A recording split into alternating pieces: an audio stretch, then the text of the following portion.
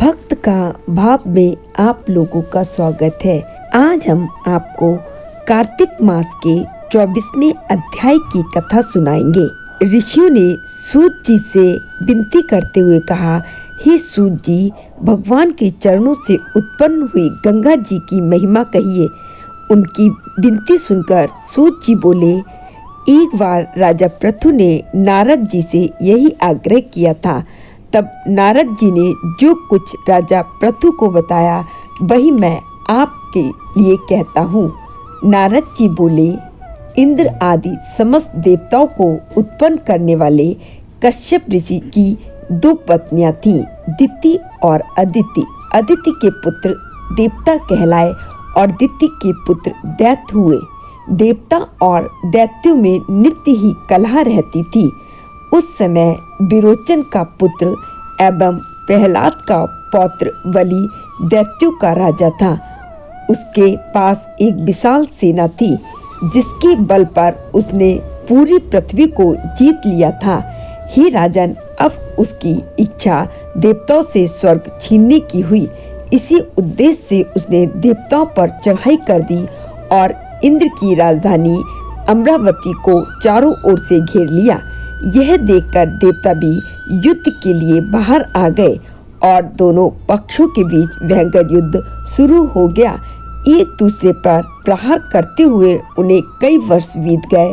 अंततः देवताओं की शक्ति क्षीण पड़ने लगी और वे हारने लगे। फिर एक समय वह भी आया कि हार कर उन्हें युद्ध भूमि से भागना पड़ा। तब दैत्यों ने स्वर्ग पर अधिकार कर लिया। बलि स्वयं इंद्रासन पर बैठने लगा और देवताओं के समस्त कार्य उसने दैत्यों के सुपुर्द कर दिए।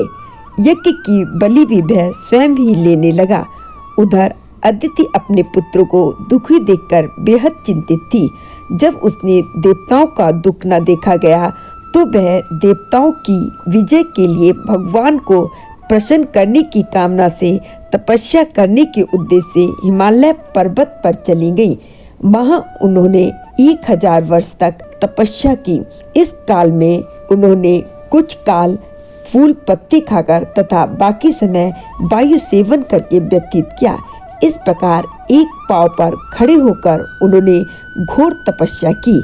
मायावी राक्षस उनकी घोर तपस्या से चिंतित होकर राक्षसी माया से देवताओं का रूप धारण करके अदिति के पास जाकर बोले, हे माता, तुम हमारे लिए इतना घोर तप क्यों कर रही हो? यह तो एक प्रकार से आत्मघात करना है, जिसे शास्त्रों में पाप कहा गया है। हे माता, हमसे तुम्हारा यह दुख देखा नहीं जा सकता। आपको दुखी देखकर क्या हम सुखी रह सकते हैं? शास्त्रों का कथन है कि जिसके घर में कल्याणकारी माता नहीं तथा प्रिय बोलने वाला पतिव्रता स्त्री नहीं, उसका जीवन निरर्थक है। इसलिए हे माता, आप यह तप छोड़कर अपने पुत्रों को सुखी कीजिए। यह सुनकर भी अदिति की समाधि भंग नहीं हुई। तब उन्होंने अदिति को मार डालने का निश्चय किया और उसे जीवित जला डालने की मनसा से वन में आग लगा दी। परंतु उस अग्नि में वे स्वयं ही जल गए और अदिति को लेस मात्र भी हानि नहीं पहुंची, बल्कि उन्हें तो पता भी नहीं चला कि वन अग्नि की भेंट चढ़ गया है, क्योंकि भगवान ने अपने सुदर्शन चक्र से उनकी रक्षा की।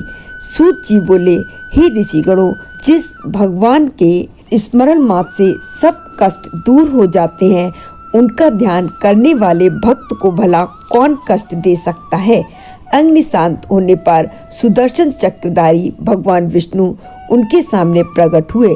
भगवान ने अदिति से कहा, हे देव माता, मैं तुम्हारे इस कठिन तप से अत्यंत प्रसन्न हूँ, अतः वर मांगो। अदिति ने पहले हाथ जोड़कर भगवान की स्तुति की। हे भगवान, जिनके स्मरण मात्र से ही समस्त क्लेश का नाश हो जाता है, जिनके चरण कमलों की सेवा करके भक्त परम सिद्धि को प्राप्त होते हैं, यज्ञ में स्थित यज्ञ के प्रबोध करता, जिनकी माया को ब्रह्मादिक देवता भी नहीं जान सकते, जिनके मन से सूर्य और चंद्र, मुख से ब्राह्मण, भुजाओं से क्षत्रिय, जंघा से वैश्य तथा पैरों से शूद्र उत्पन्न हुए हैं, ऐसे भगवान को नमस्कार है। भगवान, आप अंतर्यामी हैं और सभी कुछ जानते हैं, अतः मेरे पुत्रों को अकंटक राज दीजिए। अदिति के ऐसे प्रेमपूर्ण वचनों को सुनकर भगवान श्री विष्णु ने कहा, हे देव माता, हम स्वयं ही तुम्हारे यहाँ जन्म लेकर तुम्हारे पुत्रों की रक्षा करेंगे। तब अदिति ने कहा, भगवान जो संपूर्ण सृष्टि को धारण करने वाले हैं, जिनके रोम रोम में ब्रह्मांड समाया हुआ है, उन्हें मैं कैसे धारण करूंगी। भगवान बोले, हे अदिति, माता पिता गुरु अतिथि और ब्राह्मण की जो सेवा करते हैं वे सदैव मुझको धारण करते हैं। तुलसी और गौ की रक्षा करने वाला भी मुझको धारण करता है, अतः मैं तुम्हारा पुत्र होकर शत्रु कुल का नाश करूंगा। ऐसा कहकर भगवान ने उसे अपने कंठ की माला दी और अंतर ध्यान हो गए।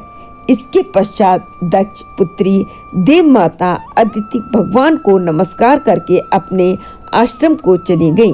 तत्पश्चात समय आने पर अदिति ने शंख चक्र गदा पद्म और कमंडल धारण किए हुए सहस्त्रों सूर्य के समान तेज वाले कमल नयन पीताम्बरधारी मुनियों द्वारा स्तुति किए गए दैत्यों के नाश करता भक्त वत्सल वामन भगवान को बाल रूप में देखा। तब कश्यप आदि ऋषियों ने भगवान की स्तुति की। तब वामन भगवान बोले, हे पिताश्री, हम प्रसन्न हैं, आपका कल्याण हो, आपके समस्त मनोरथ पूर्ण हो। इतना कहकर भगवान ने बाल रूप धारण कर लिया। उधर राजा बलि एक बड़ा भारी यज्ञ कर रहा था, जिसके आचार्य दैत्य गुरु शुक्राचार्य थे। उस यज्ञ में हवि ग्रहण करने के लिए लक्ष्मी जी सहित भगवान विष्णु का आवाहन किया गया। उसी समय ब्रह्मचारी के रूप में भगवान विष्णु वहां आ गए। भगवान को इस रूप में देखकर दैत्य गुरु शुक्राचार्य ज्ञान दृष्टि से उन्हें पहचान गए और राजा बलि को सारी स्थिति से अवगत करा दिया। आज की कथा यही समाप्त होती है। राधे राधे।